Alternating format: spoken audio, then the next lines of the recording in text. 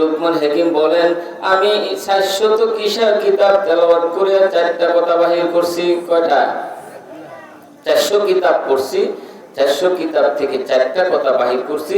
যদি কেউ এই 4টা কথার উপরে আমল করে, আল্লাহ পাক তাকে জান্নাতুল ফেরদাউসের মালিক বানায় দেবে।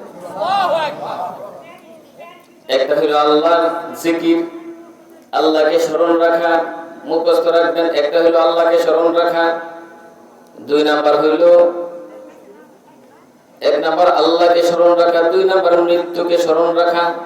স্মরণ রাখা কয়টা? 2টা। আল্লাহকে স্মরণ রাখা, মৃত্যুকে স্মরণ রাখা। ভুলে যাওয়া 2টা। নেক আমল করে করে ভুলে যাওয়া, একজন আরেকজনের সাথে ঝগড়া হইলে এটা ভুলে যাওয়া, মাফ করে দেওয়া। এই 4টা গুণ যার মধ্যে থাকবে, আল্লাহ তাআলা তাকে জান্নাতুল ফেরদাউসের মালিক বানায় দেবেন। 4টা কথা, আল্লাহকে আমরা স্মরণ রাখবো, মৃত্যুকে স্মরণ রাখবো। যে ব্যক্তি আল্লাহকে স্মরণ রাখবে, মৃত্যুকে স্মরণ রাখবে, তার মাধ্যমে গুনাহ হইতে পারে না। আর যে নেক কাজ করে করে ভুলে যায়, সামনের নেক কাজ করার জন্য তার অন্তরে স্পৃহা জাগবে, সাহস জাগবে, মজা লাগবে। কি ইবাদত করে করে ভুলে যেতে হবে। রাত্রে তাহাজ্জুদের নামাজ পড়ছি, কারোর কাছে বলবো না। আর আগামী দিনও তাহাজ্জুদের নামাজ পড়ার জন্য আমি সাথ পাবো। তাহাজ্জুদের নামাজ পড়ার জন্য আল্লাহ পাক আমাকে কবুল মঞ্জুর করবেন। আর একজন আরেকজনের সাথে ঝগড়া হয়ে গেছে, আমি তাকে মাফ করে দিব। সুবহানাল্লাহি বিহামদিহি। আল্লাহ হাবিব সাল্লাল্লাহু আলাইহি সাল্লামের প্রথম কাজ ছিল প্রতিদিন তিনি রাত্রে ঘুমানোর সময় মানুষদেরকে মাফ করে দিতেন। সুবহানাল্লাহ বলে। রাত্রে ঘুমানোর সময় মাফ করে দিতেন। আল্লাহ তাআলা না বুঝে আমাকে গালিমন্দ করেছে, আমাকে আঘাত করেছে, তুমি তাদেরকে মাফ করে দাও। সুবহানাল্লাহি বিহামদিহি। এই 4টা গুণ আমাদের মধ্যে থাকবে ইনশাআল্লাহ। প্রথম নাম্বার কথা কি? আল্লাহকে স্মরণ রাখা। আল্লাহকে স্মরণ রাখা। যেই আল্লাহকে স্মরণ রেখেছে, আল্লাহ পাকও তাকে স্মরণ রেখেছে। সুবহানাল্লাহি বিহামদিহি। এমনকি আল্লাহ পাককে যে বেশি স্মরণ করবে, আল্লাহও তাকে স্মরণ করবে, দুনিয়া ও আখিরাতে সে বাদশা হয়ে যাবে। সুবহানাল্লাহি বিহামদিহি। আল্লাহকে যদি কেউ স্মরণ রাখে, পানির ভিতরে যদি ডুইবা যায়, বলে তো হেফাজত করবেন কে? আল্লাহ। হযরতে ইউনূস আলাইহিস সালাম মাছের পেটে চলে গেলেন। এই মাছটাকে আরেকটা মাছ খেয়ে ফেললো। 2টা অন্ধকার, আবার পানির অন্ধকার, রাত্রের অন্ধকার, 4টা অন্ধকারের ভিতরে পয়রাও বলেন তো মহা আল্লাহকে ভুলে গেছেন নাকি? মাছের পেটে গিয়েও আল্লাহ পাকের জিকির করে, আল্লাহ পাকও তার জিকির করে আরশে আজিমে। উনি জিকির করেন পানির নিচে, মহান আল্লাহ ওনার জিকির করেন আরশে আজিমে। সুবহানাল্লাহ। আল্লাহ পাক ফেরেশতা পাঠিয়ে দিয়েছেন, ফেরেশতা যাও গিয়ে দেখো আমার হযরতে ইউনূস মাছের পেটে ঢুকেও আমি আল্লাহকে ভুলে নাই, আমি আল্লাহর জিকির করতেছে। সুন্দর একটা জিকির নিয়ে যাও, এই জিকিরটা দিয়ে দাও। আমার আমার হযরত ইউনূস যখন এই দোয়াটা পড়বে, আমি আল্লাহ পাক তাকে হেফাজত করে আবার স্থলপথে নিয়ে আসবো। সুবহানাল্লাহ। দোয়াটা কি? সকলে পড়ি, লা ইলাহা ইল্লা আনতা সুবহানাকা ইন্নী কুনতু মিনাজ জালিমিন।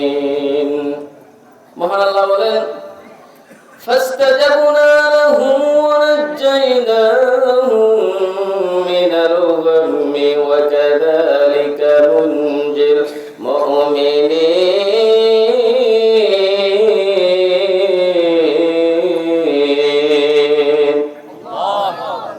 আমার হযরত ইউনূসকে যেভাবে মাছের পেট থেকে আমি হেফাজত করেছি, কিয়ামত পর্যন্ত আমার হাবিবের উম্মতদের জন্য আমি এটা মঞ্জুর করে নিয়েছি।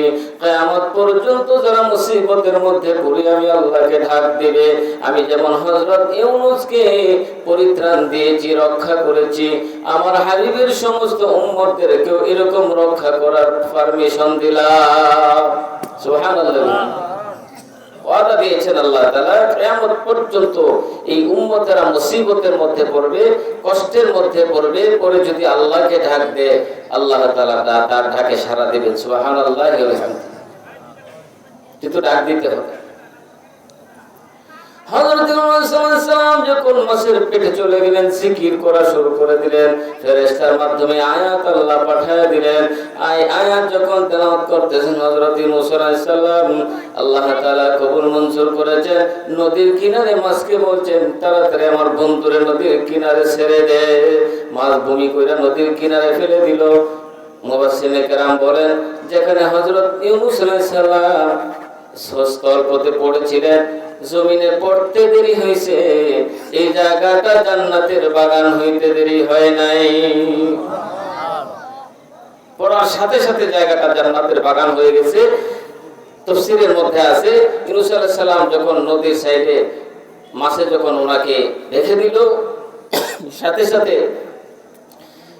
সাথে এখানে কচুর মতো এমন একটা গাছ সুন্দরভাবে উপরে উঠছে, ওইটা বড় একটা পাতা ধরে জান্নাতের মতো ওনাকে হাওয়া দিতেছে, বাতাস করতেছে, ওনার শরীরটাকে শীতল করে রেখেছে। সুবহানাল্লাহ বিহামদিহি।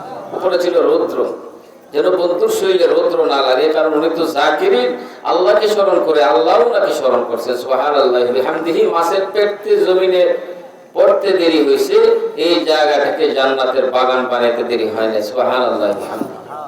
জান্নাতের বাগান হয়ে গেছে। এই জন্য আল্লাহকে স্মরণ করে, আল্লাহ পাক ও মানুষদেরকে স্মরণ করে, যে আল্লাহকে স্মরণ করবে আল্লাহ তাকে স্মরণ করবেন। এই জন্য শুন, যে কোনো সময় মহান আল্লাহকে আমরা স্মরণ করব, রাত্রেও স্মরণ করব, দিনেও স্মরণ করব। 24 ঘন্টা আল্লাহ পাকের জিকির আপনার আমার জবানের মধ্যে থাকবে। লা ইলাহা ইল্লাল্লাহ, লা ইলাহা ইল্লাল্লাহ,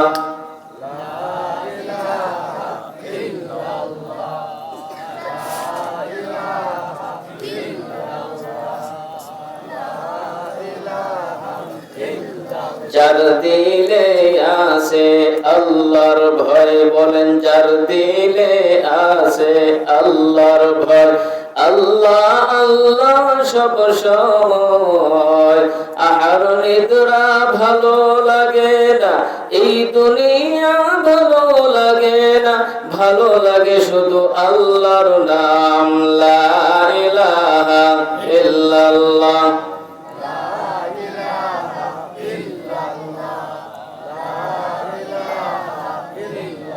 লা ইলাহা। চাঁদ সূরজ আর গ্রহ তারা আমার আল্লাহ নামের পাগল পারা, আল্লাহ নামের এতই দয়া লুকিয়ে রাখছেন রব্বানা। লা ইলাহা ইল্লাল্লাহ,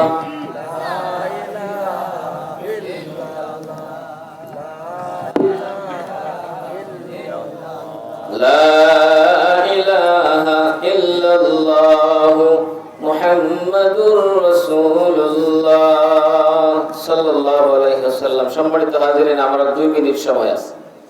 2 মিনিটে জিকির করলে অন্তরে তাকওয়া অর্জন করে দেন কে?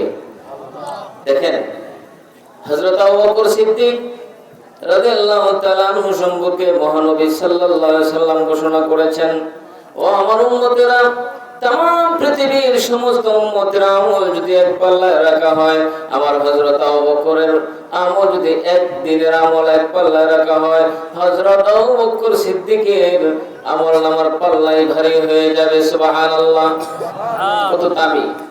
হযরত আবু বকর সিদ্দিক রাদিয়াল্লাহু তাআলা আনহুর শাসনামলে তিনি যখন বাদশা ছিলেন, রাত্রে এত তাকওয়া ছিল অন্তরের মধ্যে, এটা বলার জন্য বলতেছি, বোঝার জন্য। রাত্রে স্যান্ডেলবিহীন গভীর রাত্রে বাইর হয়েছেন প্রজাদের খবর নেওয়ার জন্য। সুবহানাল্লাহ বলি, খবর নিতেছেন প্রজাদের। রাস্তায় হযরত আলী রাদিয়াল্লাহু তাআলা আনহুর সাথে সাক্ষাৎ। হযরত আলী রাদিয়াল্লাহু তাআলা আনহু বললেন, হুজুর, আপনি হলেন বাদশা, আর এলাকার মধ্যে হাঁটতেছেন, আপনার পায়ের মধ্যে জুতা নাই, এটা কেমন দেখা গেল? হযরত আবু বকর সিদ্দিক বলেন, শোনো, আমি একজন বাদশা, হাসরের ময়দানে জবাবটাও সে এরকম বড়। আমার স্যান্ডেলের আওয়াজে যদি একজন প্রজার ঘুম ভেঙে যায়, হাসরের ময়দানে যদি আল্লাহ বলেন তোমার যে স্যান্ডেলের আওয়াজের কারণে একজনের ঘুম ভেঙে গিয়েছিল, আমি কি জবাব দিব? সুবহানাল্লাহ। কত তাকওয়া ছিল তাদের অন্তরের মধ্যে, কত তাকওয়া! আর নবীর সুন্নতের উপরে কত তাড়াতাড়ি করতেন, কত অনুসরণ করতেন। একজন সাহাবী বলছেন যে নবীর সব সুন্নতের উপর তো আমি আমল করি, তো একটা সুন্নতের উপরে কোনো আমল হয় না। কি? ও যে মেয়ে বিয়ে দিছিস, এদের সন্তান এখনো হয় নাই, হইলে নবীর কুলে নাতি প্রস্রাব করেছে, এই সুন্নতটা আমার এখনো হাসিল হয় নাই। যদি আগে আমার মৃত্যু হয়ে যায়, আমার জামাটার মধ্যে আমার নাতিরে প্রস্রাব করায়। সুবহানাল্লাহ। কত পাগল ছিলেন আল্লাহর হাবিবের জন্য। এই জন্য আসুন আমরা বেশি বেশি করে জিকির করব, অন্তরের তাকওয়া অর্জন করব। অন্তরের মধ্যে তাকওয়া নিয়ে ইবাদত করলে মহান আল্লাহ তাআলা আমাদের সকলকে ইবাদতকে কবুল মঞ্জুর করে নেবেন। সকলে বলে আমিন। হযরত আমাদের মুফাসসির কোরআন মুফতি হযরত মাওলানা আব্বাস উদ্দিন হাবিব সাহেব ও সাদেক আহমদ মাহফুজ সাহেব উপস্থিত হয়ে গেছেন। আর আলোচনা লম্বা করলাম না। আল্লাহ তাআলা সহি কথার উপর আমল করার তৌফিক দান করুন। সকলে বলে আমিন। একটা তাকবীর দিলা, নারায়ে তাকবীর, আল্লাহু আকবার, নারায়ে তাকবীর, আল্লাহু আকবার। সরাতে শামসুল উলুম ফুরকানিয়া মাদ্রাসার মাহফিল কবুল হোক, কবুল হোক। নারায়ে তাকবীর, আল্লাহু আকবার। আলহামদুলিল্লাহ, আমাদের মাহফিল, আমাদের দাওয়াতি মেহমানগণ একে একে সবাই চলে এসেছেন। আলহামদুলিল্লাহ, সকলেই চলে এসেছেন। এ পর্যায়ে আপনাদের সম্মুখে